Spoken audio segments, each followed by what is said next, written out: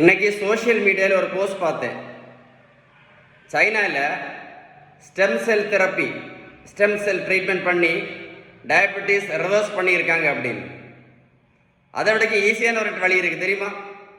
இதை விடக்கும் ஒரு ஈஸியான வழி இருக்குது தெரியுமா? சுகர் மாத்திரையும் இன்சுலினும் நிரந்தரமாக நிறுத்துறதுக்கு இதை விடக்கும் ஒரு ஈஸியான வழி இருக்குது. என்னன்னு தெரியுமா? Balanced diet. ரொம்ப ஈஸியானது. நீங்கள் பேலன்ஸ் டயட் கரெக்டாக ஃபாலோ பண்ணீங்க அப்படின்னா இந்த இன்சுலின் ரெசிஸ்டன்ஸ் இருக்குது பார்த்தீங்களா, இந்த ஆபத்தான இன்சுலின் ரெசிஸ்டன்ஸ் சரியாயிடும். ஒரு கூட சொல்கிறேன், நீங்கள் பேலன்ஸ் டயட் கரெக்டாக ஃபாலோ பண்ணீங்கன்னா இந்த ஆபத்தான இன்சுலின் ரெசிஸ்டன்ஸ் சரியாயிடும்.